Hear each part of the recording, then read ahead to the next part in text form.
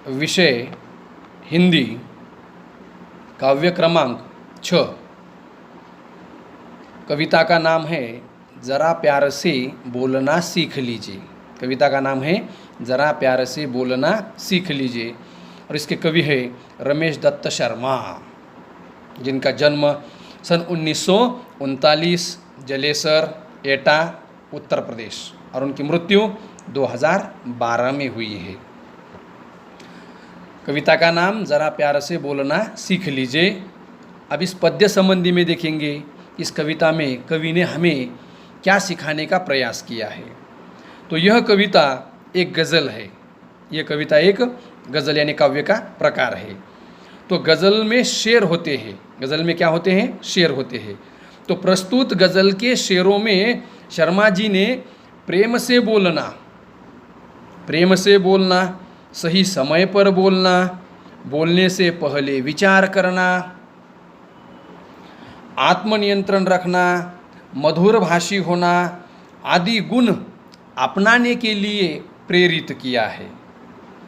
कवि का कहना है कि हमेशा होठ सीकर यानी खामोश बैठना, हमेशा होठ सीकर बैठना उचित नहीं है। आवश्यकता पड़ने पर आक्रोश प्रकट करना भी जरूरी है। तो अब इस काव्य में शेर दिए हैं 1, 2, 3, 4, 5, 6, 7, 8 शेर है। तो इसके पहले शेर को मतला कहते हैं और अंतिम को मक्ता कहते हैं। आप एक एक शेर पढ़ेंगे यानी कविता का पठन करेंगे और बाद में उसका अर्थ भी देखेंगे।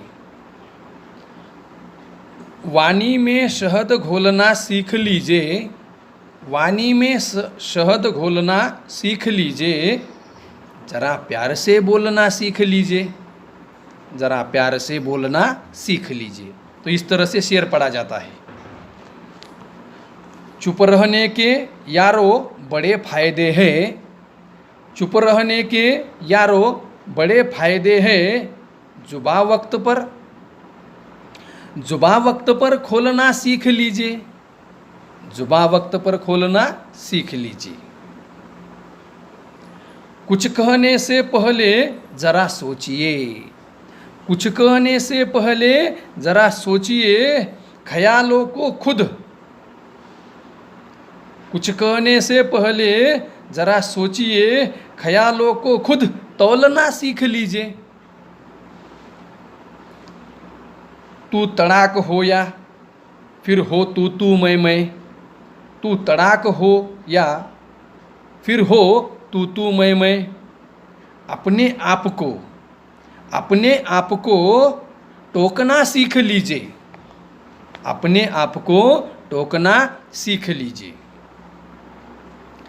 पटाखे की तरह फटने से पहले, पटाखे की तरह फटने से पहले रोशनी के रंग, पटाखे की तरह फटने से पहले रोशनी के रंग घोलना सीख लीजिए, रोशनी के रंग घोलना सीख लीजिए। आगे का शेर है कटु वचन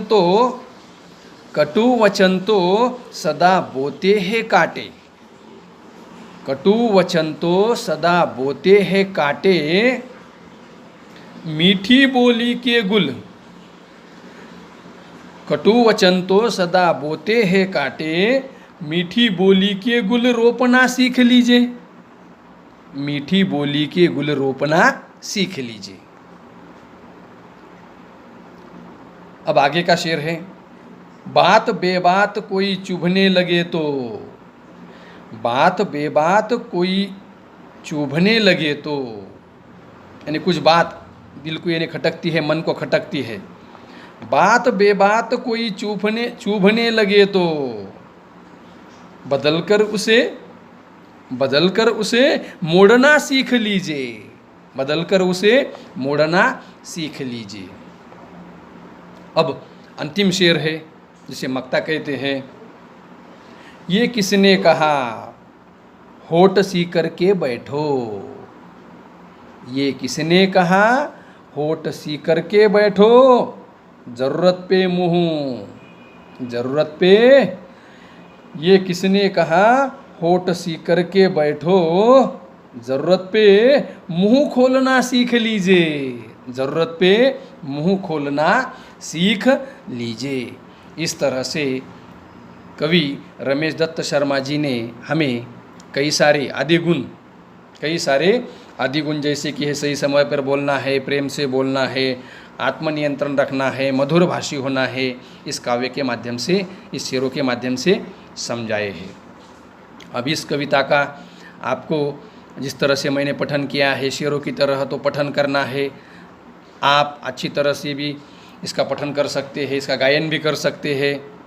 आपको इस काव्य का लेखन भी करना है और इस काव्य का अर्थ हम अगले वीडियो में देखेंगे।